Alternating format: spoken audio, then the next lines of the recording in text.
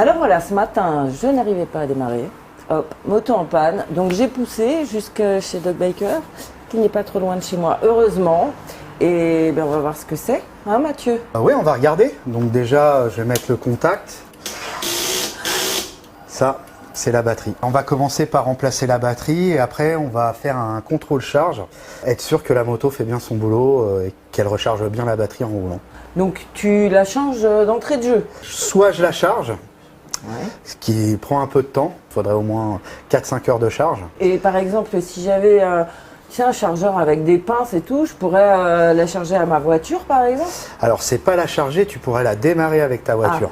D'accord. Donc en mettant des câbles, oui, tu peux démarrer avec ta voiture, mais ça va pas la recharger instantanément. Il va falloir rouler et être sûr que la moto fasse bien son boulot pour que ça recharge la batterie.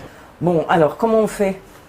Et d'abord, c'est où une batterie? Alors souvent sur les motos, c'est sous la selle. Ouais. À partir de là, moi je vais démonter la batterie. Je commence par démonter la masse. C'est quoi la masse? Alors c'est le moins, c'est la partie négative de la batterie. Il y a un positif et un négatif. Ah oui, comme sur les petites piles, quoi. Voilà. Bon, et pourquoi tu commences par le moins? Alors le moins, c'est ce qui est relié à partout sur le châssis. Moteur, châssis. Si je commence par le plus et que je touche le châssis, je vais créer un court-circuit. Mais alors, pourquoi je suis tombée en panne alors que ma moto, elle est neuve et tout? Ce matin, quand tu as mis le contact, tu n'as pas eu un coup de fil et resté au téléphone pendant un bon moment? Ouais, en effet, oui.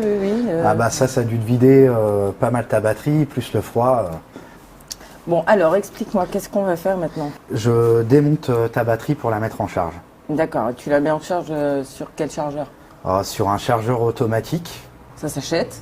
Alors, moi j'ai une version pro. Après, en tant que particulier, oui, ça s'achète. Ça va être ce type de chargeur.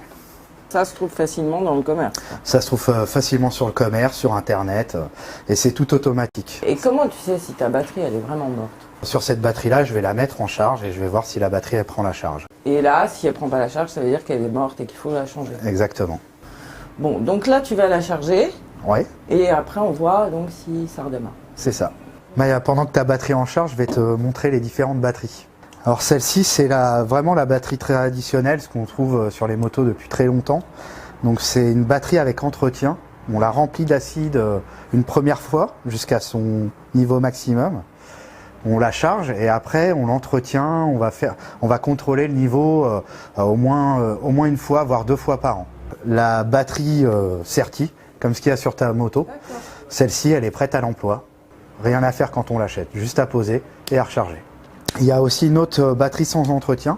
Par contre, au premier emploi, il y a quand même de l'acide à mettre. Donc c'est tout mesuré, ouais, il n'y a pas de niveau à faire, c'est juste de l'emboîtage. Ouais. La batterie se remplit toute seule. Une fois que c'est terminé, on remet le bouchon sur la batterie, c'est fini.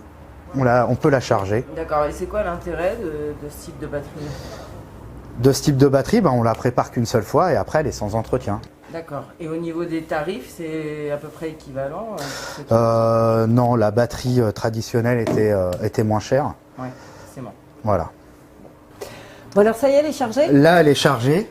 On va remonter. Alors, il y a un sens. Oui, il y a un sens. Vu qu'il y avait un sens pour la démonter, il y a un sens pour remonter. Bah, ça va être le contraire. On va d'abord monter le plus avant de monter la masse. Pour pas faire le court-circuit. C'est ça. Okay. Pour être sûr que la moto fasse bien son travail, je vais faire un contrôle charge. Vérifier que l'alternateur et le régulateur fassent bien son boulot. D'accord. Et avec quoi tu fais ça? Avec un voltmètre. Ah oui. Alors je vais juste le connecter aux bornes de la batterie. Donc là je vais mesurer sans avoir le contact le voltage de ma batterie. C'est donc la tension. Hein. La tension. Donc je suis à 12 volts 70. Je vais démarrer. Et au ralenti, je dois avoir plus que les 12 volts 70.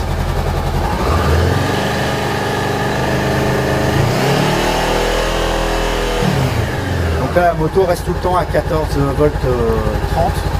Donc elle fait bien son travail, elle régule bien et elle charge bien. Qu'est-ce qui se passe si c'est pas la bonne tension? Alors, si j'aurais une tension inférieure à ce qu'il y avait dans la batterie à l'origine, sans le contact, c'est que là j'aurais eu un défaut de charge, ça ne charge pas assez.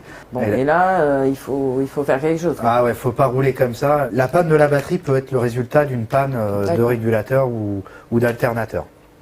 Bon, alors c'est bon, je peux repartir? Je remonte la selle et oui, c'est bon, tu peux repartir. Bon, bah écoute, merci Mathieu pour tous tes conseils. Merci à toi et avec plaisir.